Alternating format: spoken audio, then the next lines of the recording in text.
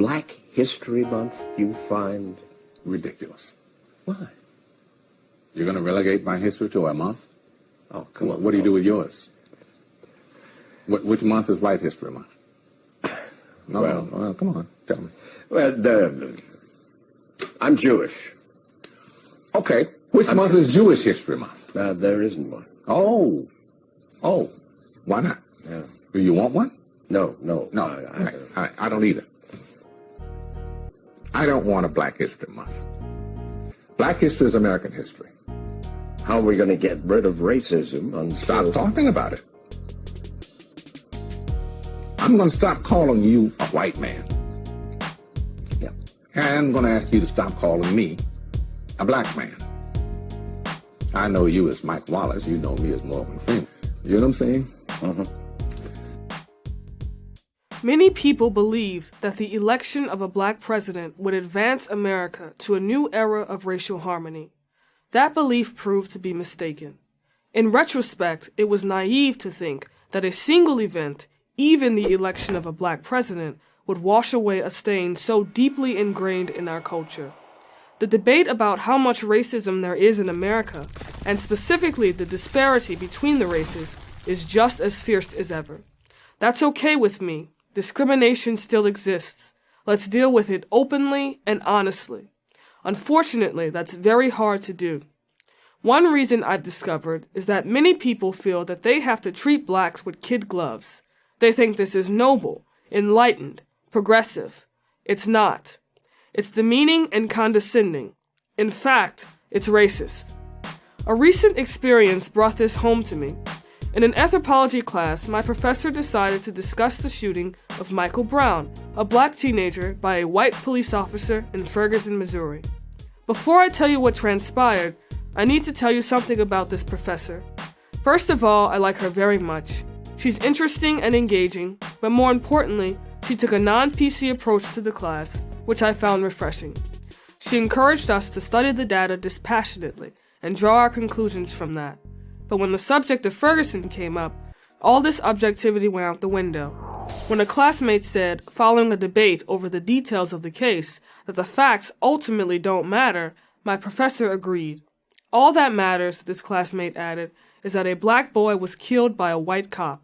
Another example of racism in a racist society, pure and simple. So therefore, riots that followed the grand jury decision not to indict the officer were the legitimate reactions of people who just couldn't take it anymore. And that's when I knew that what I was really hearing was not an expression of compassion and understanding, but something else. Rioting and looting are acceptable forms of behavior? Why? Because the rioters and looters have no other options? Really? In free democratic America, you have no other options? Does this apply to all ethnic groups? Hispanics? Southeast Asians? Pacific Islanders? Of course not.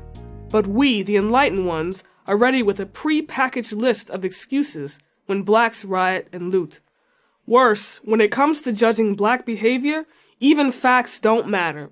All that matters is the skin color of the teenager and the skin color of the cop. Well, not in my world. If a white cop kills a white kid, the facts matter. If a black cop kills a black kid, the facts matter. If a black cop kills a white kid, the facts matter. And if a white cop kills a black kid, the facts matter. To suggest anything else is to perpetuate discrimination, the very thing that those who espouse social justice claim to want to end. Anyone, whether white or any other color, who excuses blacks for bad behavior just because they are black obviously doesn't consider blacks their equal. Rather, they view blacks, in effect, as children who are unable to adhere to the standards to which every other group is held. Think carefully about that. The only difference between this view and that of white supremacists is that white supremacists are honest and open. In their view, blacks are inferior to whites, period. But those who condescend to blacks cloak themselves in self-righteousness, so somehow that makes it okay. The bad behavior happens, a riot in Ferguson, and they nod knowingly. They couldn't take it anymore. Who can blame them? I'll take the white supremacists any day. First, there are very few of them, and they have no power. Second, I can easily prove them wrong. But how do I shake off the condescenders, the patronizers? There are a lot of them, they have a lot of power, and they think they mean well. How do I convince them that as a black human being, I want to be, I must be, judged by the same standards as everybody else? So how about this for a change? Treat blacks equally, always, in every way. Not differently, not better, not worse.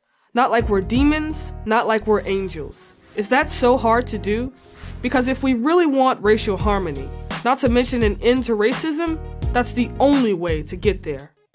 What do you want? We gotta stop listening to this rhetoric that's in the media. Michelle, what do you people want? What do I want? Michelle, When you say you people, what do you mean? the complaining black people blaming others for the failure of their parents and their lives, What complaint blaming have we made? others for whatever it is you complain about. What is it exactly do you want from white people?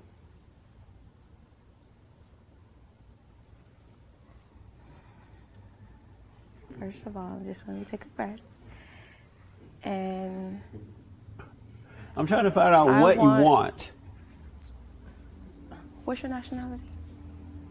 American. Are you white? I'm black American. Oh, okay.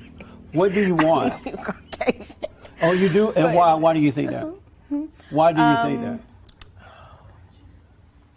that? Because you seem to separate yourself from us, should I say? In Put what us on way? the other In side what of the way? fence.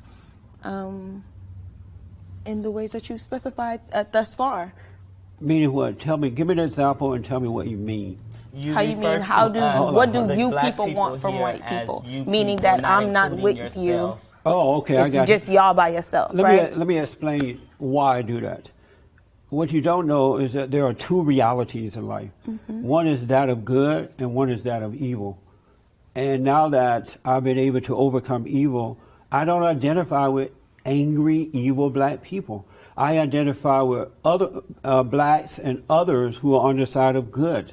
And so that's why I say you people, because I have to divide myself or separate myself from evil and go along with good. So that's why I do that. What is it that makes us evil? I'm sorry, your anger, your blaming others for your problems, your lack of love and respect for yourself and others. And to all of you who so vehemently disagree with everything I just said, comment below. If I'm wrong, I would like to know.